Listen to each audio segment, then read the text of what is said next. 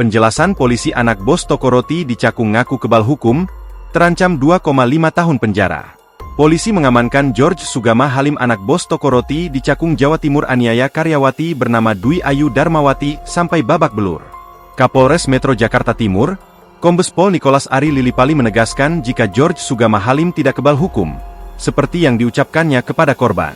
Nicholas menjelaskan GSH ditangkap di Hotel Anugerah, kawasan Sukabumi, Jawa Barat pada Minggu, 15 Desember 2024, sekira pukul 20 waktu Indonesia Barat.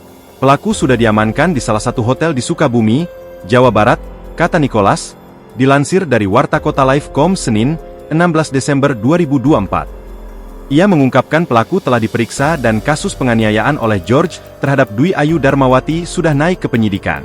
Dalam perkara ini, pelaku tidak kebal hukum, buktinya pelaku sudah diklarifikasi sebagai terlapor dan perkara sudah ditingkatkan ke tahap penyidikan, jelasnya. Atas perbuatannya, terduga pelaku GSH terancam dijerat pasal 351 KUHP terkait penganiayaan dengan ancaman maksimal 2,5 tahun penjara. Sebelumnya, informasi penangkapan tersebut diketahui dari cuitan ajudan Presiden Prabowo Subianto, Kombes Ahrie Sonta di akun X pribadinya, Ahrie Sonta. Dia mengungkapkan George ditangkap oleh Ditreskrimum Polda Metro Jaya dan Satreskrim Polres Metro Jakarta Timur pada Minggu, 15 Desember 2024. Dalam cuitannya tersebut, tampak pula foto sosok George dalam sebuah kamar tengah dimintai keterangan oleh salah satu penyidik. Diketahui, GSH telah dilaporkan korban ke SPKT Polres Metro Jakarta Timur sejak 17 Oktober 2024, namun belum ditetapkan sebagai tersangka dan ditangkap. Bahkan, GSH sesumbar dirinya kebal hukum dan menyebut korban miskin dan tak mampu memasukkannya ke penjara.